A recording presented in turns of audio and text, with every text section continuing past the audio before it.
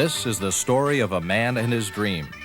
Percy A. McBride was one of the first Canadians to catch the motorcycle bug in a big way, and he wasn't long in spreading the word from Montreal to Winnipeg.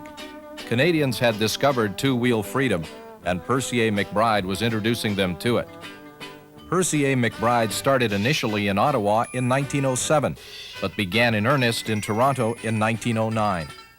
80 years later, the McBride family continues to serve Canadian motorcyclists from their present location in the Junction on Dundas Street West at Keele. Percy A. started off by selling sporting goods and bicycles at his Yonge Street store, which was later to become the site of Eaton's College Street. Soon after, Percy A. introduced Torontonians to his line of motorcycles, the CCM motorcycle, the Excelsiors, and the American-made Hendersons. In the early days, McBride Cycle kept Toronto motorcyclists riding by selling and servicing them 10 hours a day, 7 days a week. McBride Cycle took an early leadership position in the industry by advertising the benefits of two-wheel transportation in the Toronto Daily Star. Percy A. moved McBride Cycle to 406-408 Yonge Street in 1918.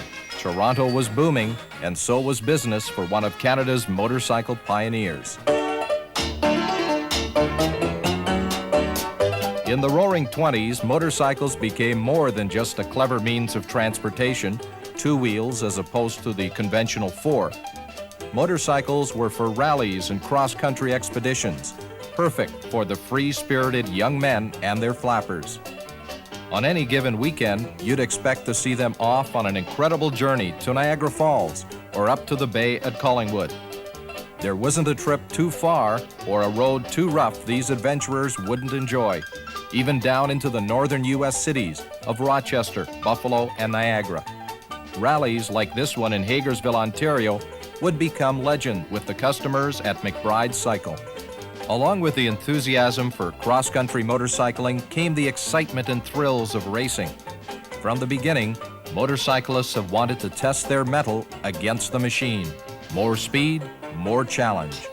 Racing was very big at the Canadian National Exhibition's track, and down the lake in Burlington and out in the country in Tillsonburg.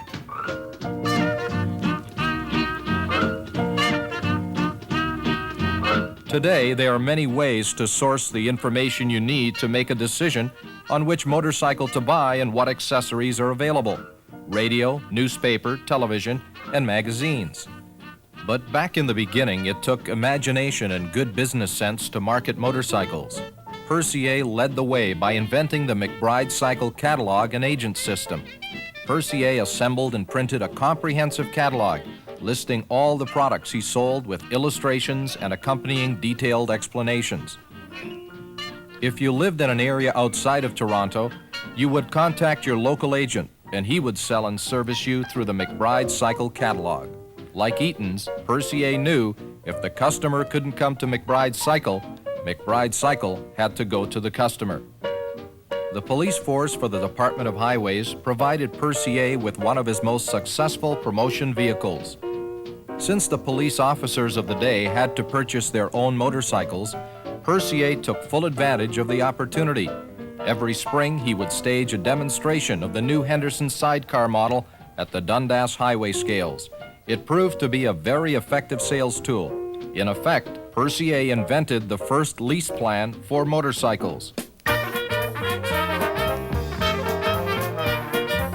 In the early 30s, Percy A. moved McBride Cycle from Yonge to Queen Street so that Eaton's College Street store could be built, the present site of College Park.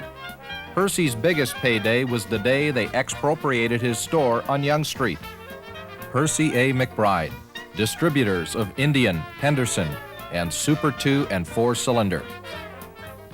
Also CCM, Cleveland, and McBride bicycles, carrying a complete stock of motorcycle and bicycle accessories, also repairing. In the pre-war years, the British were building and exporting their fine lines of competent motorcycles. Percy A. McBride was the first Canadian to introduce the British motorcycles to this country, and his importing and distribution business thrived. As motorcycles became increasingly popular, so did McBride Cycle. Percy A. sold the Brough Superior, the AJS, the Francis Barnett, the James and the Royal Enfield.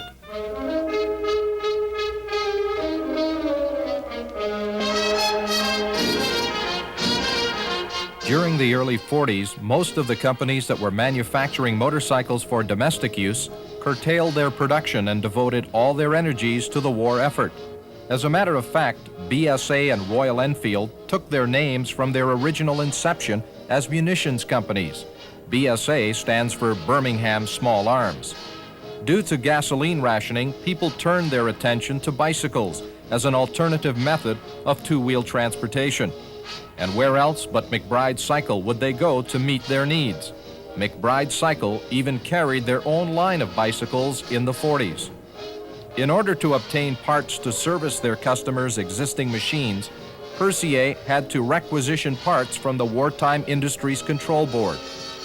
After the Second World War, the BSA, the Matchless, the Ariel, the Italian Lambretta, and the Royal Enfields graced the showroom floor at McBride Cycle.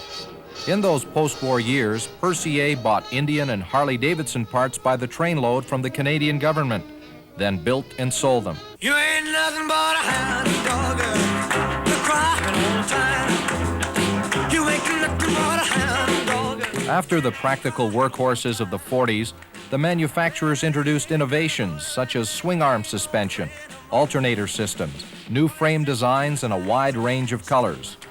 What would you pay for a new motorcycle in the 50s? Well, a 1957 Ariel Square 4 1000cc cost just $1,010. In the 50s, McBride Cycle was on the move once more and changed their address to 69 Queen Street East to make room for the expansion of St. Michael's Hospital.